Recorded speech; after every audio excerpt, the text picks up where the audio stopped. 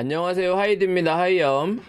도대체 좋은 운이 언제냐며 많이들 물어보셨는데 드디어 왔습니다. 바로 갑진월입니다. 갑진은 정말 좋은 글자는 아니고요. 사실 언제나 좋고 나쁜 운이 따로 있는 게 아니잖아요. 이번에도 그냥 갑진월이 왔구나 하시면 됩니다. 여러분들이 살면서 인생이 드라마틱하게 달라지는 일이 별로 없어. 항상 우리가 그냥 모든 운이 좋다라고 생각하면 그게 좋은 운인 거예요. 근거 없는 설레발은 그만하고 이번 달은 어김없이 사회와 운세를 알아보는 시간을 가져볼게요. 이민년은 시작부터 조용히 지나가는 달이 없었습니다. 러시아 우크라이나 전쟁도 끝나지 않고 있어요. 실존적인 위험에 닥치면 핵을 사용한다는 등 걱정되는 소식이 들리고 있습니다. 전쟁이 빨리 끝나야 될 텐데 이민년답게 국제사회가 전반적으로 대단히 예민하게 돌아가는 것 같아요. 운의 흐름은 그래도 우크라이나에게 유리해지는 쪽인데 코너에 몰린 러시아가 무슨 짓을 저지를지도 그만큼 중요하게 봐야 될 것 같아요. 국내 사정도 이민년다운 상황입니다. 대통령 선거가 끝나고 나니까 정말로 나라가 두 쪽이 나버렸습니다. 올해를 관통하는 키워드가 바로 분열이에요.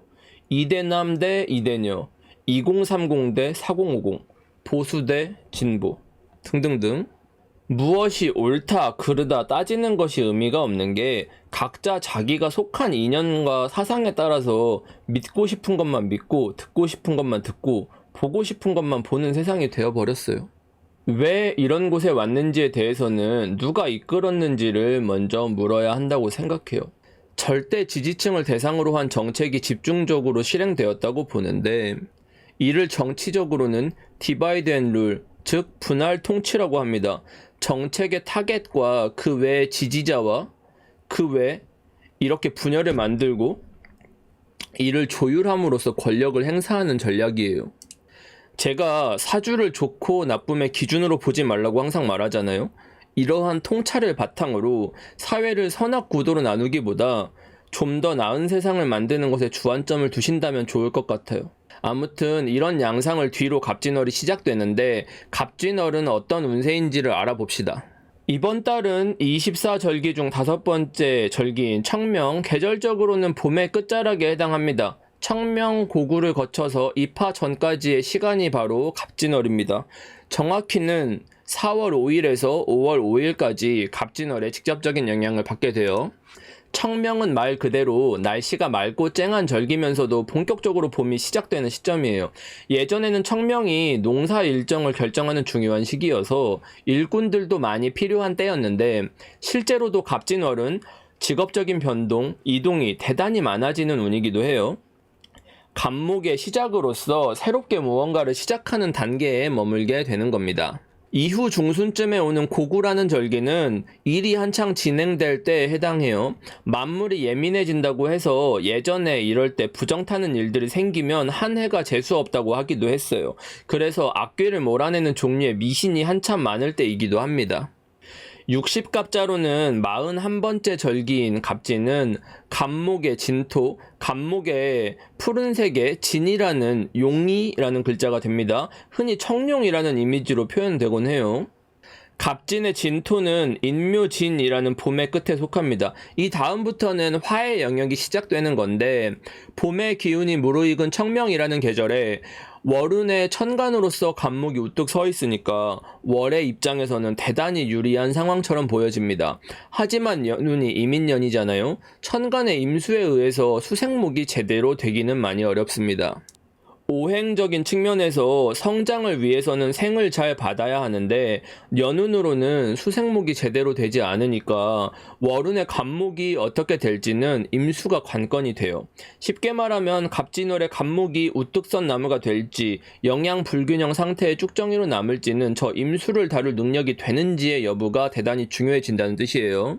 갑진월의 운세를 다양한 관점에서 이해하실 수 있도록 이 갑진이라는 간지를 역사 속의 몇 가지 사건을 통해서 설명을 해드릴게요.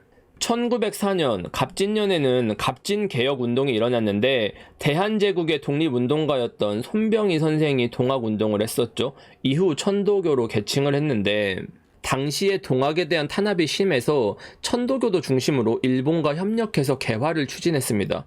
단발 흑의라고 해서 20만 명이 과거에 길었던 머리를 깎고 검게 물들인 옷을 입으면서 봉건적인 정신을 없애고 세계화 시대에 적극 참여하자는 운동을 했어요.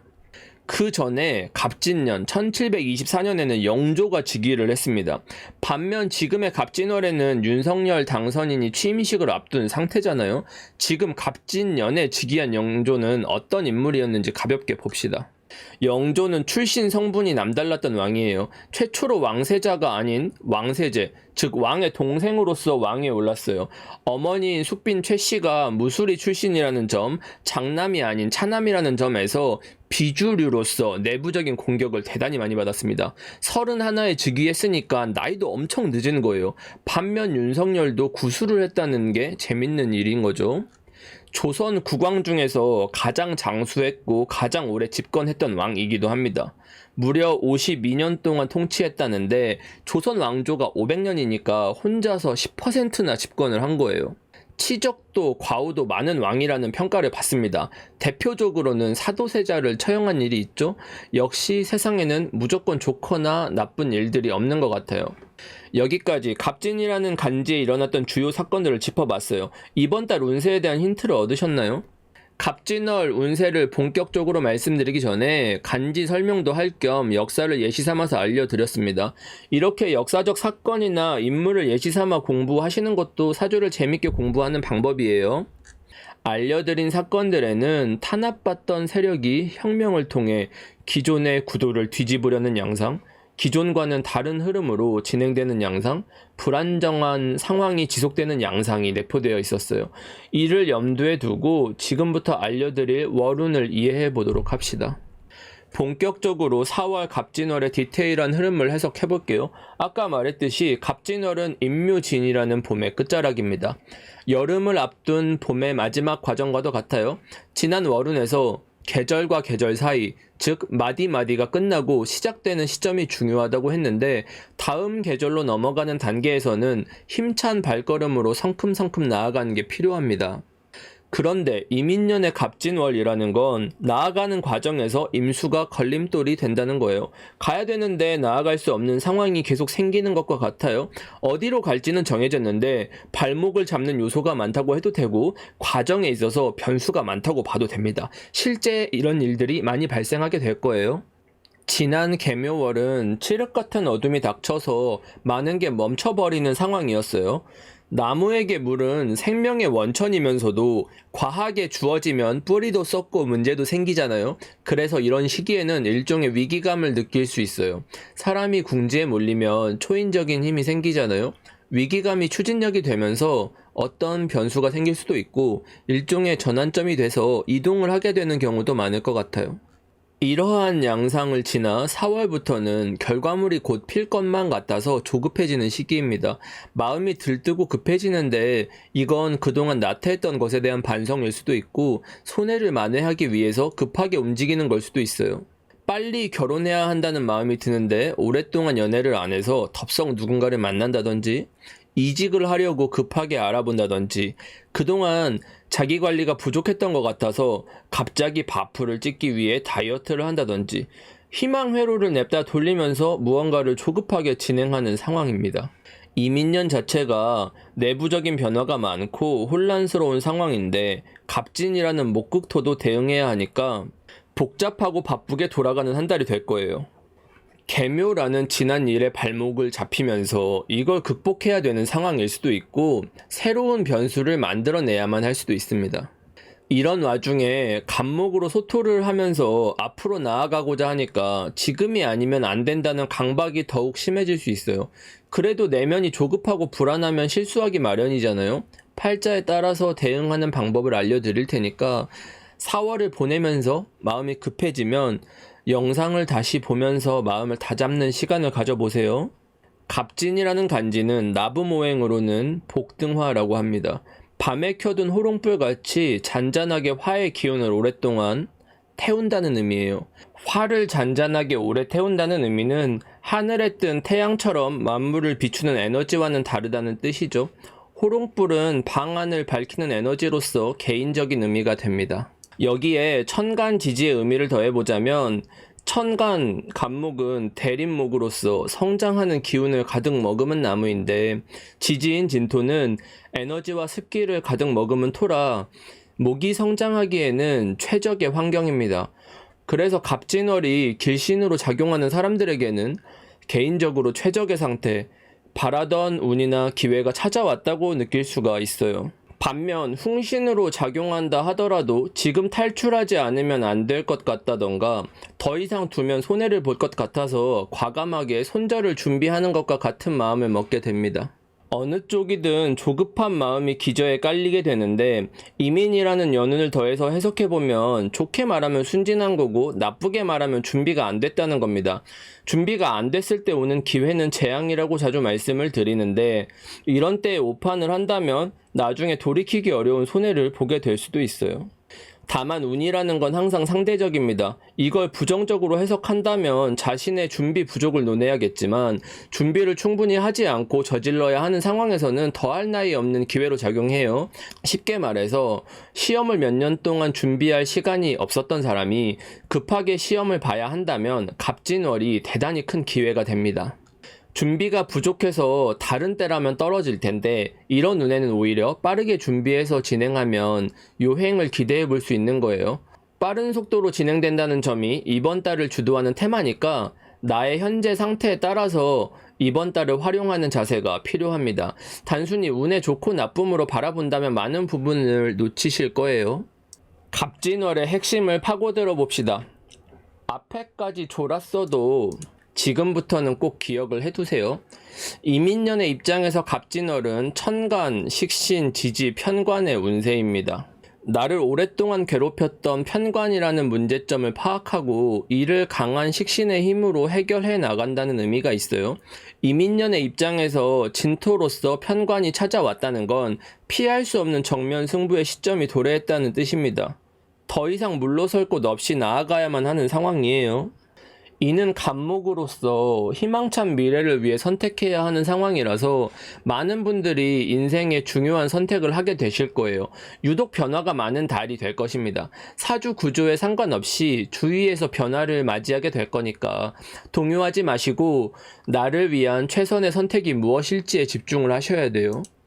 모두가 자신감 넘치고 마치 지금부터 잘 될 것처럼 희망 회로를 돌리고 있을 텐데 이런 때에 전략적으로 움직이지 않으면 이민년 도중에 판단이 뒤집히는 시기가 찾아올 거거든요. 미리 겁을 주는 게 될까봐 언급하지는 않겠지만 일단은 현재에 있어 최선의 선택을 우선 해야 한다는 걸 알아두세요. 이민년에는 일단 치고 나가야 하는 사람들과 버텨야 하는 사람이 극명하게 갈리는 시기니까 굳이 자세하게 안 말해도 스스로 느끼고 계실 거예요. 준비가 되지 않았다면 움직이지 마시고 준비가 안 된 상태에서 위기감이 든다면 빠르게 움직이셔야 돼요. 준비가 된 거면 당연히 뛰어들어야 되는 거고 준비는 됐지만 아직 무르익지 않았다고 판단이 되면 기다려야 되는 겁니다. 이 모든 게 생존 본능에 의한 것으로 사주를 안 봐도 이미 모두가 느끼고 계실 거예요. 이런 맥락과 관계없이 무지성으로 뭔가 결정한다면 감당하기 어려운 일이 생길 수도 있습니다. 정리하면 갑진월은 일단 사건이 발생하고 난 다음에 대응을 해야 하는 시기이다. 어떤 일이 발생하는지를 주의 깊게 보시고 천간별 운세에 따른 사주별 대응법을 참고해서 본인 맞춤형 전략을 짜보도록 하세요. 이번 달 특별히 조심해야 할 사주 특징 알려드릴게요.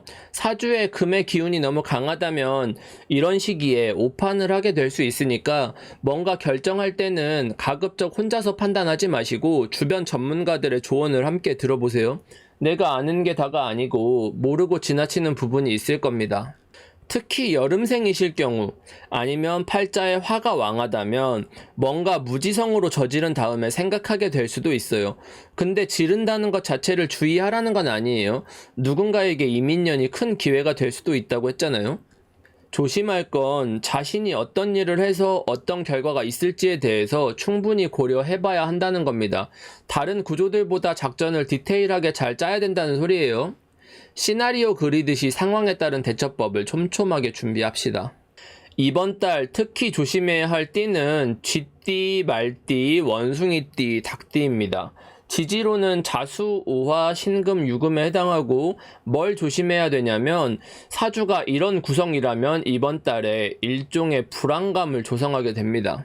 쥐띠, 닭띠 같은 경우는 불확실한 것에 과도한 자신감으로 실행하게 되는데 이로 인한 피해가 있을 수도 있으니까 최악의 시나리오에 대한 대비책을 미리 생각해두는 게 좋아요.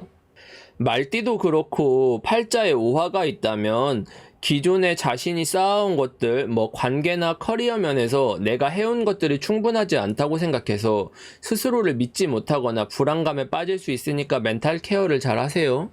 원숭이띠 또는 지지에 신금이 있다면 4월에 하기로 했던 것에 변수가 생길 거니까 너무 확신하지 마시고 앞둔 일을 꼼꼼히 잘 검토해 보도록 하세요. 특히 계약이나 이사 같은 일에 엮이게 된다면 내가 몰랐던 부분이 문제가 될 수 있으니까 두세 번 점검해 보는 게 필요합니다.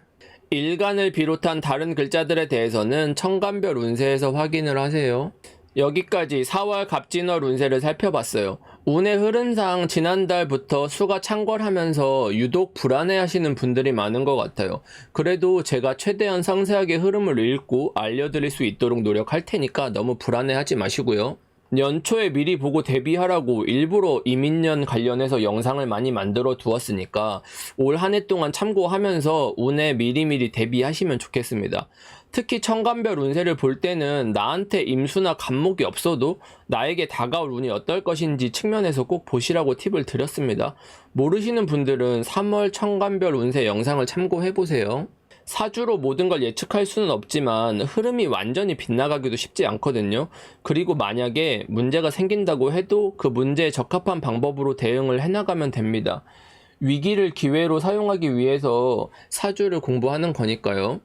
제 영상으로 여러분들의 삶이 조금이라도 풍요로워진다면 좋겠어요. 복채는 뭐다? 구독, 좋아요다. 써주시는 댓글도 큰 힘이 됩니다. 항상 잘 보고 있으니까 이번에도 많이 남겨주세요. 4월에도 행운을 적극적으로 쟁취해봅시다. 시청해주셔서 감사합니다. 빠이염.